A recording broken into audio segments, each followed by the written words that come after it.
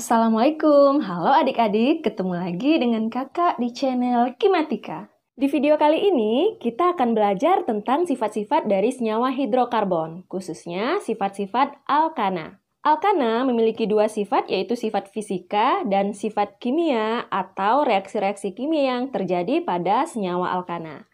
Yang pertama adalah semakin panjang rantai karbon, maka massa molekul relatif dari senyawa alkana atau MR-nya itu akan semakin besar, sehingga titik didihnya pun atau TB-nya itu akan semakin tinggi. Contoh atau buktinya adalah senyawa alkana yang memiliki jumlah atom karbon 1-4 itu wujudnya adalah gas. Contohnya adalah gas LPG. Kemudian senyawa alkana yang memiliki jumlah atom karbon 5-17 itu senyawanya berwujud cairan. Contohnya adalah bensin, solar, kerosin atau minyak tanah, dan lain-lain. Lalu, untuk senyawa alkana yang memiliki jumlah atom karbon 18 dan seterusnya, itu wujudnya adalah padatan.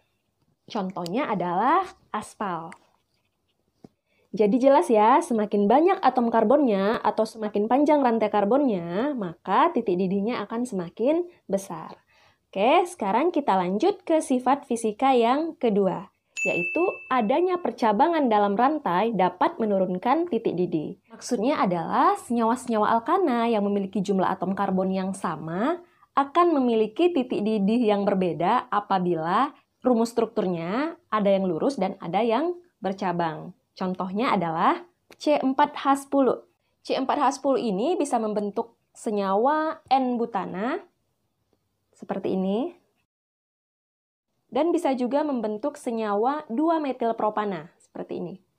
Nah, kedua senyawa ini meskipun memiliki jumlah karbon yang sama, itu titik didihnya akan berbeda, dan titik didih dari N-butana akan lebih besar daripada titik didihnya 2-metilpropana. Tapi ingat ya, ini untuk senyawa alkana yang jumlah atom karbonnya sama. Kita lanjut ke sifat yang ketiga. Senyawa alkana sukar larut dalam air atau pelarut polar, tetapi mudah larut dalam pelarut non-polar. Contohnya adalah CCl4. Kenapa? Karena senyawa alkana ini termasuk senyawa non-polar. Ingat, polar mudah larut dalam senyawa polar, senyawa non-polar mudah larut dalam senyawa non-polar. Sekarang kita lanjut ke sifat kimia dari senyawa alkana. Alkana mempunyai sifat kurang reaktif, sehingga kadang-kadang disebut dengan parafin. Kemudian sifat yang kedua, alkana bisa mengalami reaksi pembakaran. Pada reaksi pembakaran, pastinya senyawa alkana direaksikan dengan oksigen. Jadi pada persamaan reaksinya pasti selalu ditambah dengan oksigen ya. Nah, reaksi pembakaran ini juga disebut dengan reaksi oksidasi. Pada reaksi pembakaran alkana nanti akan menghasilkan gas karbon dioksida dan H2O. Itu untuk pembakaran sempurna ya. Tapi kalau pembakarannya tidak sempurna atau kekurangan oksigen, maka hasil pembakarannya adalah karbon monoksida dan air, atau bisa saja nanti hanya menghasilkan karbon saja. Nah, ini contoh dari reaksi pembakaran sempurna, menghasilkan gas karbon dioksida. Reaksi pembakaran sempurna. Pada reaksi pembakaran tidak sempurna, gas yang dihasilkan adalah gas karbon monoksida. Ya, yang dihasilkan gas karbon monoksida. Ini reaksi pembakaran tidak sempurna.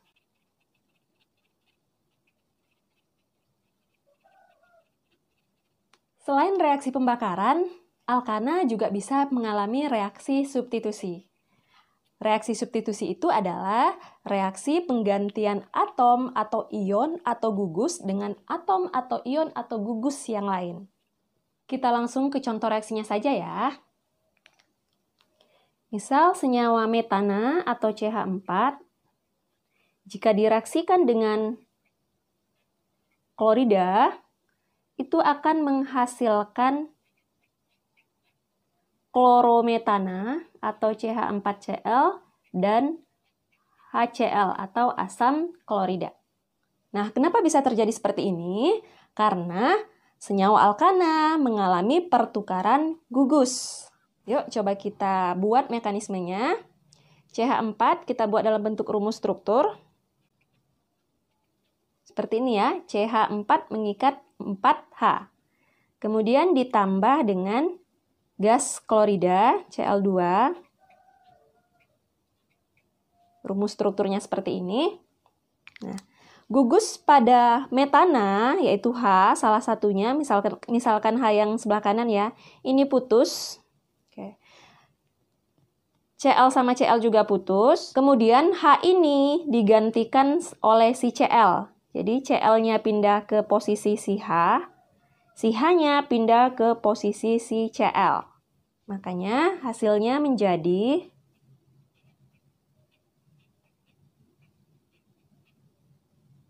CH3, maaf ini 3 ya. Sini 3. CH3Cl. Seperti ini rumus strukturnya. Kemudian HCl. Kita beri nama CH4 ini adalah metana. Cl2 adalah gas klor atau klorida ya. Kemudian CH3Cl adalah klorometana. Lalu HCl adalah asam klorida. Jadi kesimpulannya adalah jika senyawa alkana mengalami reaksi substitusi dengan senyawa-senyawa atau molekul-molekul halogen seperti klorida, fluor, bromida, iodida, itu akan menghasilkan senyawa haloalkana dan asam halida.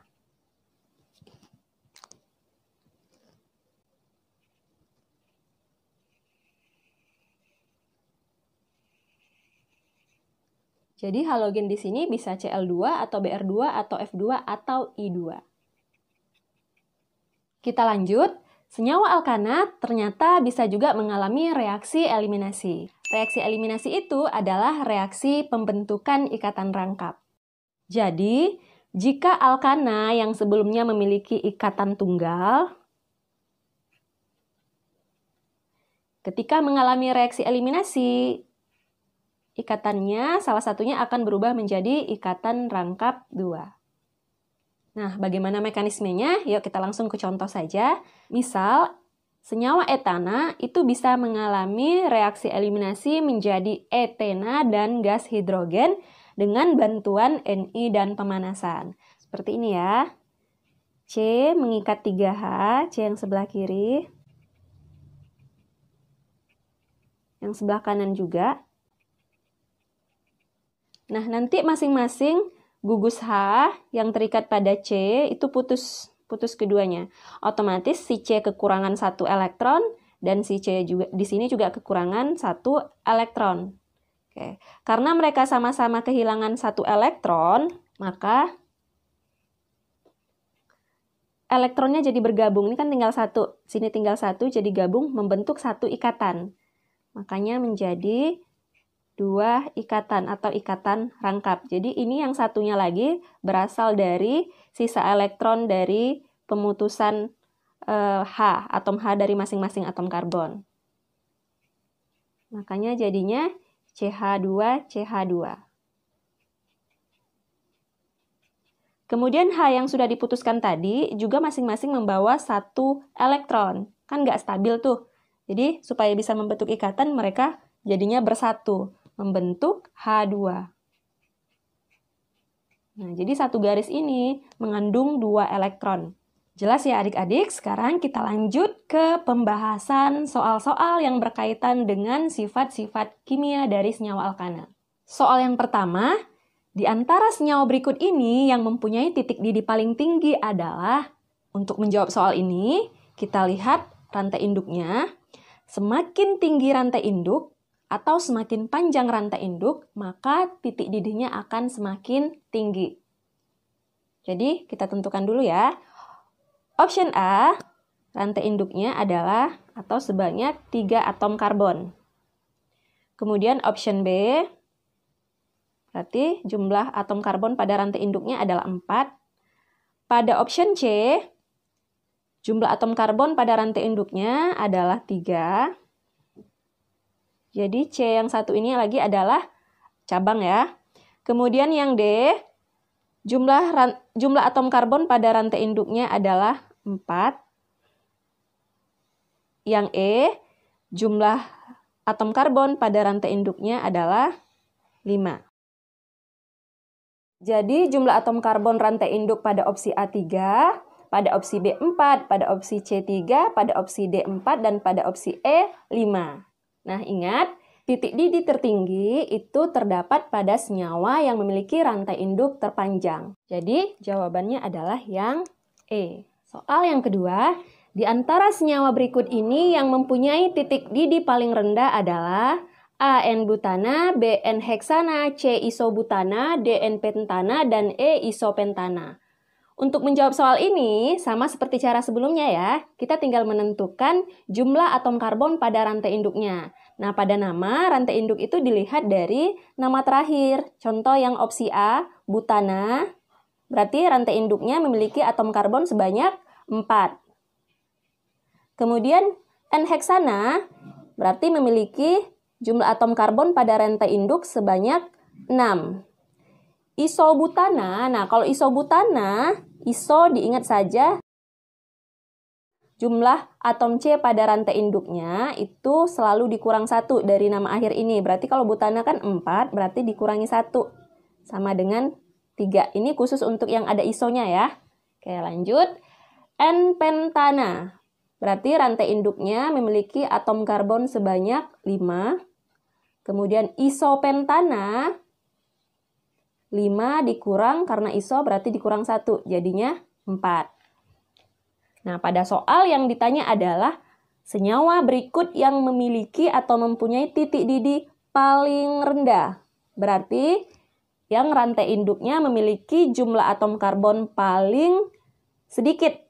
Atau yang rantai induknya paling pendek. Berarti jawabannya adalah isobutana. Oke. Kita lanjut ke soal yang ketiga. Perhatikan reaksi berikut. Propana atau C3H8 ditambah Br2 menghasilkan C3H7Br tambah HBr. Reaksi tersebut termasuk reaksi A. Pembakaran, B. Substitusi, C. Adisi, D. Netralisasi, atau E. Eliminasi. Jadi di sini ada 5 pilihan jawaban ya. Kita bahas satu persatu. Untuk pilihan yang A, reaksi pembakaran, ingat pada reaksi pembakaran itu selalu direaksikan dengan gas oksigen. Jadi pada persamaan reaksi harusnya ditambah dengan gas O2, bukan Br2. Jadi reaksi ini tidak termasuk reaksi pembakaran. Kemudian pilihan yang B adalah reaksi substitusi. Nah, reaksi substitusi merupakan reaksi penggantian gugus. Jadi, salah satu H yang terikat dengan atom karbon akan digantikan oleh atom lainnya. Kita perhatikan, di sini propana atau C3H8 berubah menjadi C3H7Br. Berarti, satu atom H-nya digantikan oleh satu atom Br. Berarti reaksi ini termasuk reaksi substitusi. Jadi jawaban untuk soal nomor 3 adalah yang B. Jelas ya? Lalu bagaimana dengan reaksi adisi, netralisasi, dan eliminasi? Nah, untuk reaksi adisi adalah reaksi pemutusan ikatan rangkap. Jadi kalau sebelumnya senyawa tersebut berikatan rangkap 2, maka setelah mengalami reaksi adisi akan berubah menjadi ikatan tunggal. Jadi, reaksi adisi terjadi pada senyawa yang memiliki ikatan rangkap. Sedangkan C3H8 adalah propana atau alkana yang ikatan antar atom karbonnya itu tunggal semua. Makanya, jawaban yang C atau pilihan yang C salah. Kemudian pilihan yang D, reaksi netralisasi. Ini reaksi yang terjadi pada senyawa asam dan basa. Jadi, jika senyawa asam direaksikan dengan basa, maka akan menghasilkan garam yang bersifat netral. Makanya disebut dengan reaksi netralisasi. Jadi tidak terjadi pada senyawa hidrokarbon. Lanjut, pilihan yang E adalah reaksi eliminasi. Nah, reaksi eliminasi ini adalah reaksi penghilangan gugus sehingga membentuk ikatan rangkap. Jadi, yang awalnya ikatan tunggal, gugusnya dihilangkan maka dia berubah menjadi senyawa yang berikatan rangkap 2. Jadi, reaksi eliminasi ini juga bisa terjadi pada alkana ya. Tetapi dia harus dihilangkan gugusnya, sedangkan di sini gugusnya tidak dihilangkan tapi diganti. Oke, bisa dipahami ya? Nah, sekian dulu untuk video kali ini. Terima kasih. Wassalamualaikum warahmatullahi wabarakatuh.